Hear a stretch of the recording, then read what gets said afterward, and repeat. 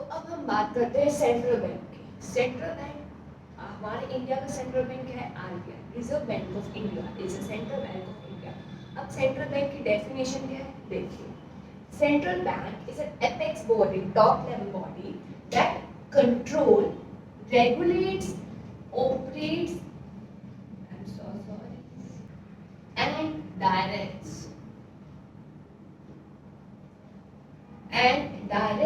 the entire banking and monetary structure of the economy. So let's start. Central bank is an apex body that controls, regulates, operates, and directs the entire banking and monetary structure of the economy. यानी कि हमारा पूरा का पूरा जो banking system economy का उसको supervise करना, कंट्रोल करना, रेगुलेट करना, ये सब कौन करता है? Central bank. अब हम बात करते हैं फंक्शन ऑफ सेंट्रल बैंक के। चार टॉप कैटेगरी के हमारे सेंट्रल बैंक के फंक्शंस हैं। सबसे पहले देखते हैं करेंसी अथॉरिटी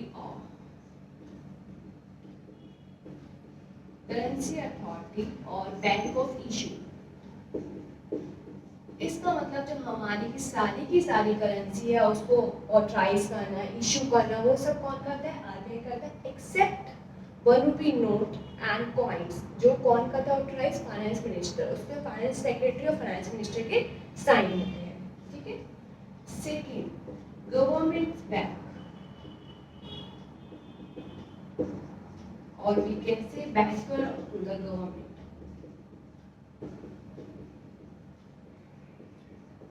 गवर्नमेंट के बिहाफ पे कलेक्शंस करना, पेमेंट्स करना, ये सब भी कौन करता है? आरबीआई।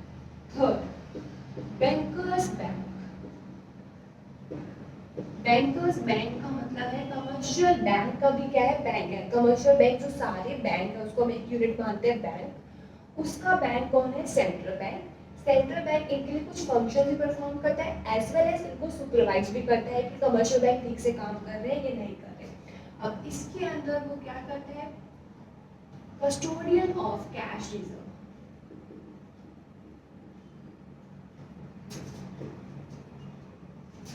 कैश रिजर्व क्या होता है? कैश रिजर्व वो पोर्शन ऑफ डिपॉजिट्स होते हैं जो कमर्शियल बैंक को सेंट्रल के पास क्या करने होते हैं? डिपॉजिट करने होते हैं as a reserve, so that they can be used in the future in case of need. Second lender of last resort.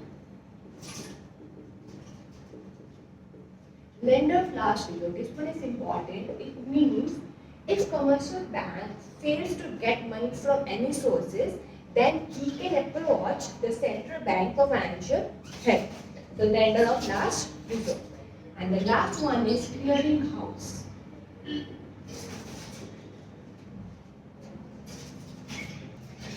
And the last and the important one is controller of money supply and credit. Controller of money supply and credit. Controller of money, this one is important. Money supply and credit. Money supply का मतलब होता है volume of cash hold by the public at a particular point of time, ठीक है। तो control of money supply and credit, कितना credit देना है, अगर बाहर ज़्यादा मनी सप्लाई है तो उसको कैसे हमें रिजर्व करें ताकि ज़्यादा इन्फ्लेशन ना हो, उस सब की जिम्मेवारी किसकी होती है? सेंट्रल बैंक की। तो control of money supply and credit, तो फर्स्ट टूल जो वो यूज करता है that is repo rate. Second tool is bank rate. Third tool is reserve repo rate.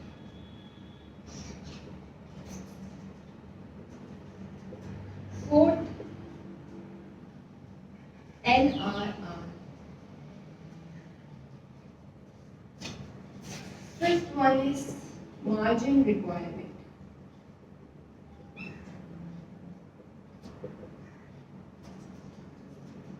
And sixth one is the market operation.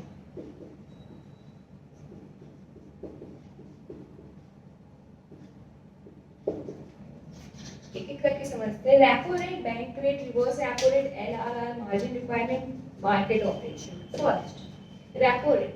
Repo rate वो rate है जिस पर central bank commercial bank को loan provide करता है उनकी short term needs के लिए। बैंक रेट वो रेट है जिस पर सेंट्रल बैंक कमर्शियल बैंक को लोन प्रोवाइड करता है उनके लॉन्ग टर्म नीड्स के लिए, ठीक है। Reverse repo rate, commercial bank भी अपनी सेविंग्स किसके पास रखवाते हैं, सेंट्रल बैंक के पास, तो उस पे जो उनको रेट मिलता है उसको बोलते हैं रिवर्स रेपो रेट। एनआरआर क्या होता है, वो पोर्शन जो कमर्शियल बैंक डिपॉजिट में सेव करते हैं, बाकी सारा का सारा वो लोन आगे प्रोवाइड करते हैं, तो जो रिजर्व रखते हैं अपने पास उसको बोलते हैं LRR, legal reserve ratio. Margin requirement क्या होता है, मार्जिन रिक्वायरमेंट क्या होता है, जितनी की कोलैटरल की वैल्यू होती है, फॉर एग्जांपल जो मेरा कोलैटरल है वो 1 लाख रुपीस का है, मुझे लोन चाहिए, तो बैंक एग्जैक्टली मुझे 1 लाख का लोन नहीं देगा, फॉर एग्जांपल वो मुझे 90,000 का लोन देगा, तो 10,000 का जो गैप है उसको बोलते हैं मार्जिन रिक्वायरमेंट। अब जब मनी सप्लाई ज़्यादा होगी मार्केट में, अगर मनी सप्लाई ज़्यादा होगी मार्केट में, उस टाइम पे मनी सप्लाई को कंट्रोल करने के लिए और कमर्शियल बैंकिंग क्रेडिट को भी कम करने के लिए, क्रेडिट लिमिट को सेंट्रल बैंक क्या करेगा, इन सबको इंक्रीज कर देता है, ये सारे के सारे उस टाइम पे इंक्रीज हो जाएंगे। रेपो रेट को भी बढ़ा देगा, बैंक रेट को भी बढ़ा देगा, रिवर्स रेपो रेट को भी बढ़ा देगा, एलआरआर को भी बढ़ा देगा, मार्जिन रिक्वायरमेंट को बढ़ा देगा। मार्केट ऑपरेशन क्या होता है, मार्केट ऑपरेशन होता है sale and purchase of securities.